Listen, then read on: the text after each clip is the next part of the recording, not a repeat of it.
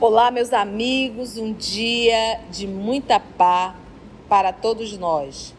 Hoje, exatamente 15 de setembro de 2023, estamos nós reunidos para estudarmos o livro Obras Póstumas. Nós já estamos na segunda parte, intitulada Minha Missão, de Kardec. Lembra que é Obras Póstumas, tá?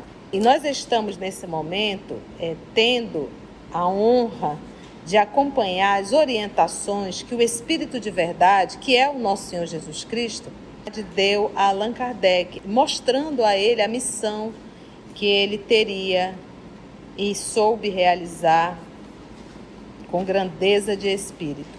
Então, nós estamos aqui na pergunta e resposta. A última pergunta, que foi do nosso último estudo: que causas poderiam determinar o meu fracasso? Seria a insuficiência das minhas aptidões?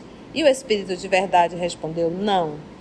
Mas a missão dos reformadores é cheia de escolhos e perigos. Previno-te de que a tua é rude, visto que se trata de abalar e transformar o mundo inteiro. Então, esse foi o nosso último estudo. E hoje nós entraremos na conclusão do professor Allan Kardec, pautado nessa resposta do Espírito de Verdade. Vamos orar agora?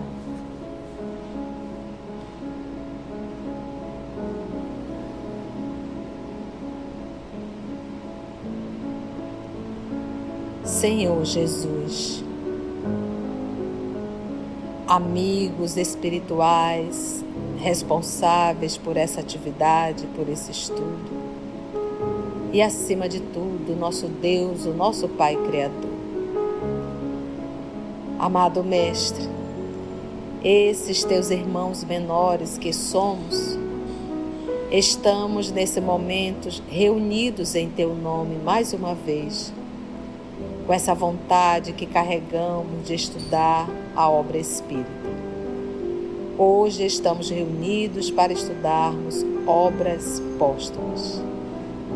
Nós elevamos o nosso pensamento para lhe agradecer a oportunidade, para agradecer esse espaço que nos acolhe, para lhe agradecer sempre a oportunidade de estudo.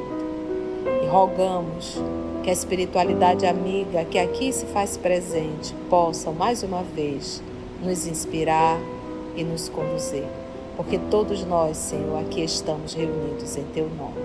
Graça te damos, que assim seja.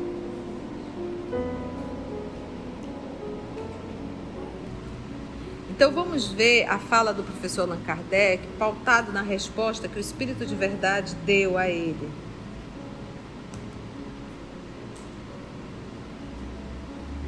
Eu adoro essa.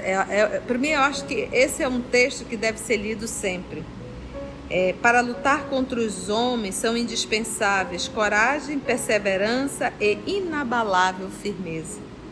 Também são necessários prudência e tato, a fim de conduzir as coisas de modo conveniente e não lhes comprometer o sucesso com palavras ou medidas intempestivas. É um espetáculo essa resposta do Espírito de Verdade. Vamos ver agora o professor Allan Kardec comentando. Ele, Kardec: Espírito Verdade, agradeço os teus sábios conselhos. Aceito tudo, sem restrição e sem ideia preconcebida. Senhor, já que te dignaste lançar os olhos sobre mim para cumprimento dos teus desígnios, faça-se a tua vontade. A minha vida está nas tuas mãos. Dispõe do teu servo. Reconheço a minha fraqueza diante de tão grande tarefa. A minha boa vontade não desfalecerá, mas talvez as forças me traiam. Supre a minha deficiência. Dá-me as forças físicas e morais que me forem necessárias. Ampara-me nos momentos difíceis e, com o teu auxílio e o amparo dos teus celestes mensageiros, tudo farei para corresponder aos teus desígnios. E aí tem uma observação. Você vê que o comentário dele é uma prece. é uma prece de humildade, de gratidão, mas assim, notório realmente a humildade dele. Agora nós temos uma observação. Diz Kardec: escrevo esta nota a 1º de janeiro de 1867. Essa comunicação pela senhorita Aline C. foi 12 de junho de 1856, ou seja, ainda não tinha sido publicado o Livro dos Espíritos. Então, 12 de junho. Agora, 1º de janeiro de 1867. Já tinham publicado todas as obras. 10 anos e meio depois que me foi dada a comunicação acima, e constato que ela se realizou em todos os pontos, pois experimentei todas as vicissitudes que me foram anunciadas. Fui alvo do ódio de inimigos obstinados, da injúria, da calúnia, da inveja e do ciúme. Libelos infames se publicaram contra mim. As minhas melhores instruções foram deturpadas. Fui traído por aqueles em quem mais confiança eu depositava. Pago com a ingratidão por aqueles a quem prestei serviços. A sociedade de Paris se constituiu foco de contínuas intrigas urdidas, ou seja, conspiração contra mim, por aqueles mesmos que se declaravam a meu favor. Olha, gente, dentro da sociedade. É por isso que a gente diz, os nossos inimigos, eles estão dentro das instituições, eles não estão fora. Porque é dentro das instituições que vai minando a discórdia, as brigas, as fofocas, os disse-me-disse, a leviandade vai surgindo, colocar um contra o outro. O Kardec não passou? Também passou. Intrigas urdidas contra mim por aqueles mesmos que se declaravam a meu favor e que, de boa fisionomia, na minha presença, pelas costas me golpeavam. Mudou? Não mudou. Quantos não estão na nossa frente? Nossa, Mita, tu é o máximo, que legal, adorei. A Mita virou a costa, ela é um pouco exagerada. Acho que ela exagera demais, ela é muito drástica, ela é muito dura, ela quer que a gente seja um espírito perfeito, e aí vai. Pelas costas me golpeavam. Disseram que aqueles que se conservavam fiéis a mim eram pagos com o dinheiro que eu recolhia do espiritismo. Então, na época de Kardec, aquelas pessoas que estavam fiéis ao lado de Kardec disseram o quê? Eles estão recebendo o salário de Kardec, do dinheiro que ele está recebendo da venda dos livros. Hoje, também não mudou, só não é pago. Sim, tu é discípula de fulano? Sim, tu é seguidor de fulano? Sim, tu é puxa-saco de fulano? Não mudou. Então, muitos de nós vivemos no espiritismo do século XIX, voltamos ao espiritismo e repetimos os mesmos erros. Nós ainda não entendemos que nós temos que trabalhar com o Cristo. Ainda não entendemos que o trabalho é do Cristo, é o Espírito de verdade. O Espiritismo é o cristianismo redivivo. Então a criatura volta novamente no Espiritismo e repete os mesmos erros que teve no século XIX. Está dentro do centro espírita, está falando mal do presidente, está falando mal dos dirigentes, está colocando um contra o outro, está disseminando a discórdia, é capaz de ligar um para o outro para estar fofocando. É o espírita do passado contra o espiritismo, porque não era contra Kardec. tudo que se fazia contra Kardec estava atrapalhando o quê? A doutrina espírita. Mas ele soube ser fiel, que é o que o Espírito de Verdade fala no Evangelho segundo o Espiritismo. Fazei calar os vossos ciúmes e as vossas discórdias, para que não venha dano à obra. E quando um trabalhador ele começa a se destacar no trabalho que está fazendo, ele passa a ser alvo de encarnados e de desencarnados. Por quê? Porque se a árvore começa a dar frutos, e não só apenas... Porque quando uma árvore dá fruto, ela não come o fruto dela. Ele não está falando de reforma íntima. Ele está falando daquele que já fez a sua reforma, que está no processo da reforma íntima, mas que já começa a dar frutos para uma sociedade. Então ele vai receber pedrada. Vai receber pedrada. Então, se você começa a fazer um trabalho, que você começa a dar frutos no trabalho que você está fazendo, que você começa a tocar consciências, que você começa a despertar a moralização do outro, você passa a ser uma árvore. É aquilo que a gente fala, nós do EOS, a equipe EOS.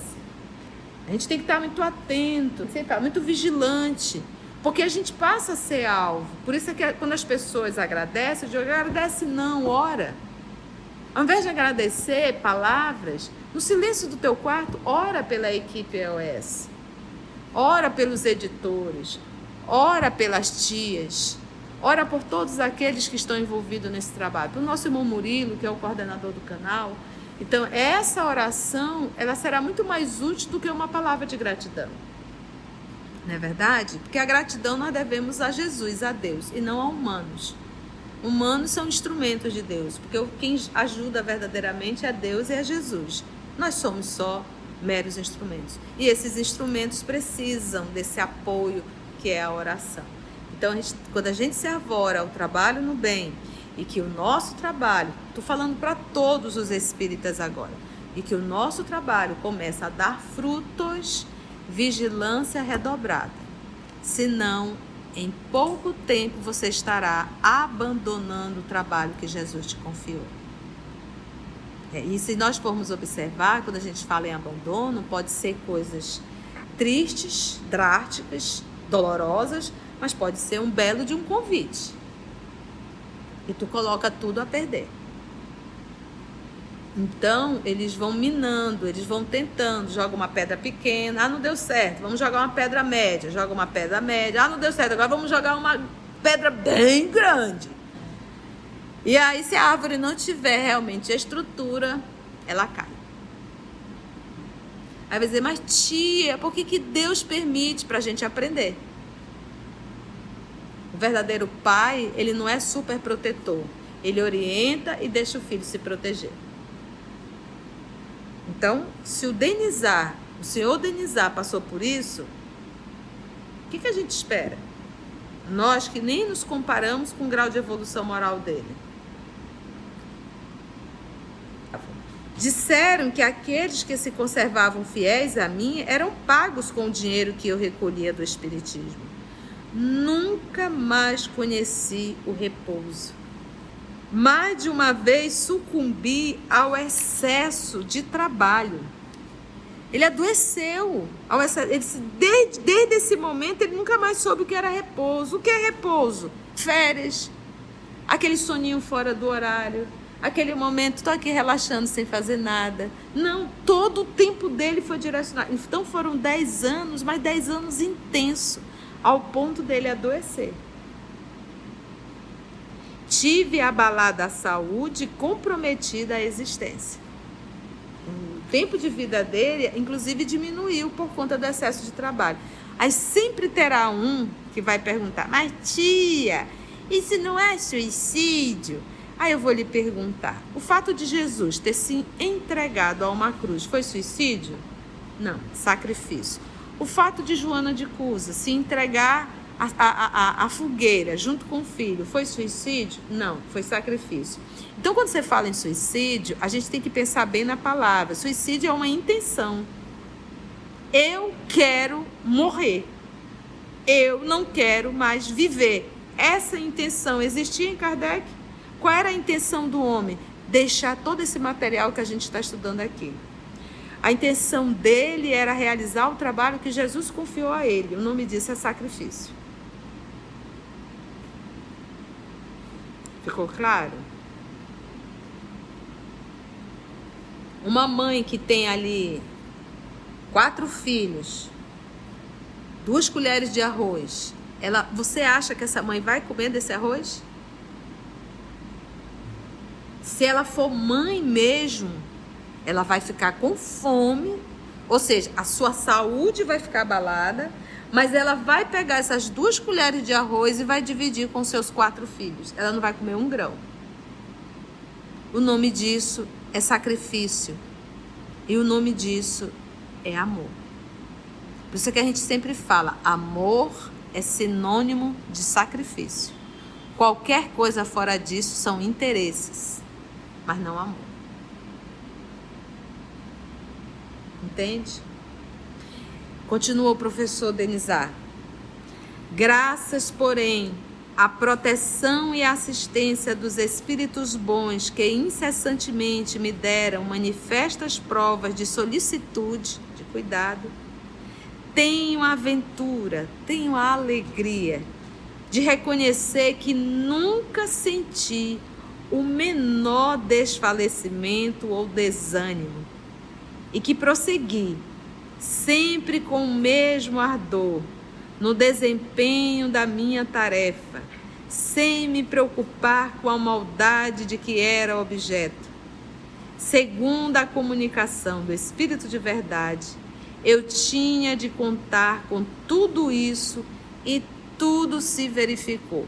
Por quê? Se está no planeta de provas e expiações, onde o que domina é o mal, como é que ele iria exercer o bem sem a convivência com o mal? Impossível. Lidando com pessoas carregadas de invejas, egoísmo. Então, não tinha como ele estar na chuva e não se molhar. Então, Jesus dizer para ele, olha, vai acontecer isso, vai acontecer isso, vai acontecer... Porque é óbvio, é igual você encontrar uma criança na beira de um precipício. Vai cair. Ela está brincando na beira do precipício. Então não é uma questão de adivinhar. É a lógica, é o bom senso. No meio que você está, apesar de o meio da intelectualidade, você vai se deparar com todos esses tipos de situações. Jesus não se deparou com tudo isso?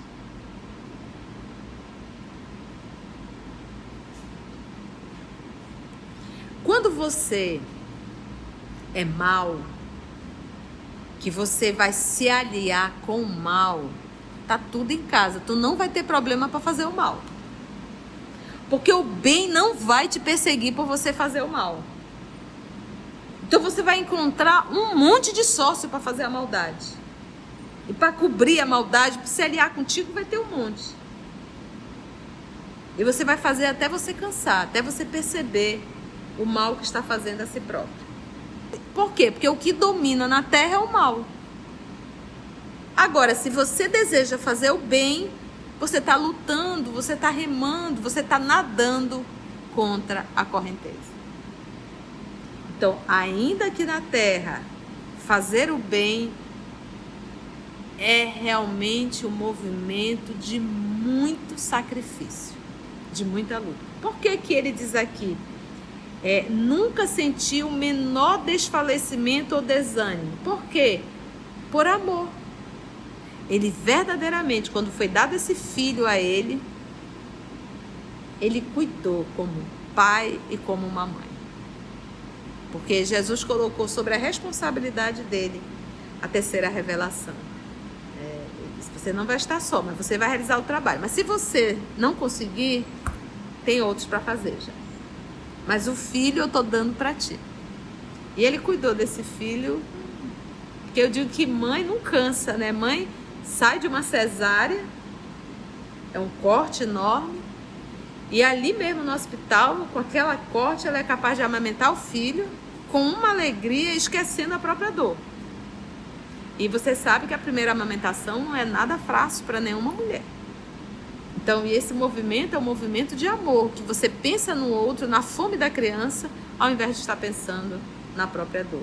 Então esse é o movimento materno, né? É esse instinto maternal que vai se transformando realmente nesse sentimento de amor, de amor. E quem ama não cansa. Quem ama não pensa em desistir. Quando você ama, é isso. Mas também, a par dessas vicissitudes, quantas satisfações experimentei, vendo a obra crescer de maneira tão prodigiosa. Com que suaves compensações foram pagas as minhas tribulações. Quantas bênçãos e provas de real simpatia recebi da parte de muitos aflitos a quem a doutrina consolou. O Espírito Verdade não me havia anunciado esse resultado que, sem dúvida, intencionalmente, apenas me mostrara as dificuldades do caminho. Qual não seria, pois, a minha ingratidão se me queixasse, se dissesse que há uma compensação entre o bem e o mal, não estaria com a verdade, visto que o bem, e por bem entendo as satisfações morais, sobrelevaram de muito mal. Ou seja, teve as encrencas? Teve, mas o bem superou. A alegria de ver com que a doutrina estava crescendo, com o consolo que estava levando, pronto. Isso valeu a pena todas as dores, todos os ataques, todas as agressões, todas as fofocas, todas as traições que ele pôde receber. Quando me sobrevinha uma decepção, uma contrariedade qualquer, eu me elevava pelo pensamento acima da humanidade e me colocava antecipadamente na região dos espíritos. Olha que lindo! É fantástico isso. Você está passando por uma dificuldade, por uma situação difícil, te eleva. Pensa como espírito e não como personalidade. Quando a gente começa a pensar como espírito, a gente começa a ver a brevidade do que se vive aqui na Terra. Do quão breve é tudo, e as coisas passam a ter um significado muito menor. É por isso que Jesus diz: amontoei tesouros no céu e não na terra, porque na terra o homem vai roubar, as traças vão correr, a ferrugem vai destruir. Então a gente para e pergunta: onde eu estou amontando os meus tesouros? Então, quando a gente olha para a terra, algumas colocações, aí você diz assim: mas eu não sou daqui, eu só estou aqui. Minha vida não é essa. Isso aqui é uma experiência. Né? A reencarnação é uma experiência. É uma série. É uma matrícula numa escola.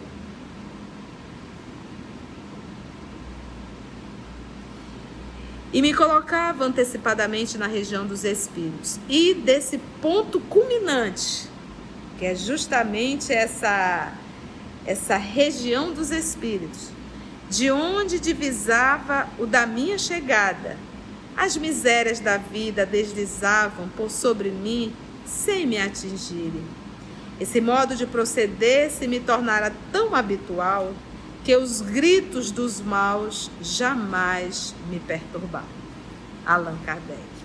Esse capítulo, a minha iniciação no Espiritismo, isso deve ser relido sempre por todos nós, para nós termos a consciência do trabalho do Cristo.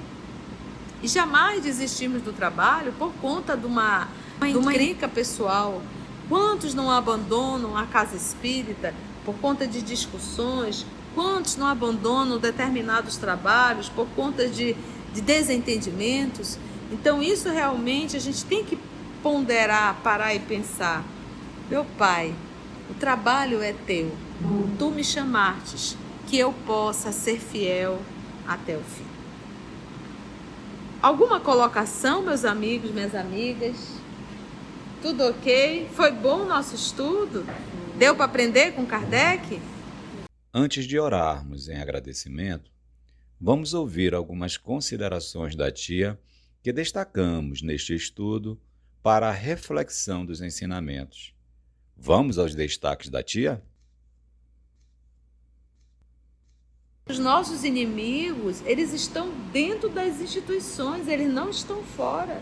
Porque é dentro das instituições que vai minando a discórdia, as brigas, as fofocas, os disse-me-disse, a leviandade vai surgindo, colocar um contra o outro. Se você começa a fazer um trabalho, que você começa a dar frutos no trabalho que você está fazendo, que você começa a tocar consciências, que você começa a despertar a moralização do outro, você passa a ser uma árvore. É aquilo que a gente fala, nós do EOS, a equipe EOS. A gente tem que estar muito atento, muito vigilante, porque a gente passa a ser alvo. Por isso é que quando as pessoas agradecem, eu digo, agradece não, ora. Ao invés de agradecer palavras, no silêncio do teu quarto, ora pela equipe EOS. Ora pelos editores. Ora pelas tias. Ora por todos aqueles que estão envolvidos nesse trabalho. Para o nosso irmão Murilo, que é o coordenador do canal. Então, essa oração, ela será muito mais útil do que uma palavra de gratidão. Não é verdade? Porque a gratidão nós devemos a Jesus, a Deus, e não a humanos. Humanos são instrumentos de Deus, porque quem ajuda verdadeiramente é Deus e é Jesus. Nós somos só meros instrumentos. E esses instrumentos precisam desse apoio que é a oração. Quando você é mau, que você vai se aliar com o mal, tá tudo em casa. Tu não vai ter problema para fazer o mal. Porque o bem não vai te perseguir por você fazer o mal. Então você vai encontrar um monte de sócio para fazer a maldade. E para cobrir a maldade, para se aliar contigo, vai ter um monte. E você vai fazer até você cansar, até você perceber o mal que está fazendo a si próprio. Por quê? Porque o que domina na terra é o mal. Agora, se você deseja fazer o bem, você está lutando, você está remando, você está nadando contra a correnteza. Então, ainda que na terra, fazer o bem é realmente um movimento de muito sacrifício, de muita luta. Você está passando por uma dificuldade, por uma situação difícil, te eleva. Pensa como espírito e não como personalidade.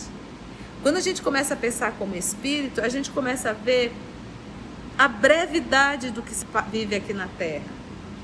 Do quão breve é tudo. E as coisas passam a ter um significado muito menor. É por isso que Jesus diz, amontoei tesouro no céu e não na terra. Porque na terra o homem vai roubar, as traças vão correr, a ferrugem vai destruir. Então a gente para e pergunta, onde eu estou amontando os meus tesouros? Então, quando a gente olha para a terra, algumas colocações, aí você diz assim, mas eu não sou daqui, eu só estou aqui. A minha vida não é essa. Isso aqui é uma experiência.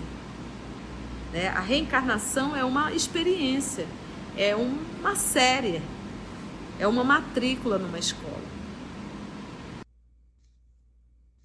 Esse capítulo, então, a minha iniciação no Espiritismo, isso deve ser relido sempre por todos nós, para nós termos a consciência do trabalho do Cristo. E jamais desistirmos do trabalho por conta de uma encrenca pessoal. Quantos não abandonam a casa espírita por conta de discussões? Quantos não abandonam determinados trabalhos por conta de desentendimentos? Então isso realmente a gente tem que ponderar, parar e pensar. Meu Pai, o trabalho é teu. Tu me chamastes, que eu possa ser fiel até o fim. Se você chegou até aqui o final, deixa seu comentário. É muito importante a gente poder ler o teu comentário. Não esqueça de curtir para que possa divulgar a página. Dá o seu like, né? E, se possível, faça a sua inscrição no nosso canal e toca o sininho. Porque quando você toca o sininho, o YouTube avisa para você quando o EOS publicar um novo estudo. Então, receba um grande abraço da família EOS Manaus.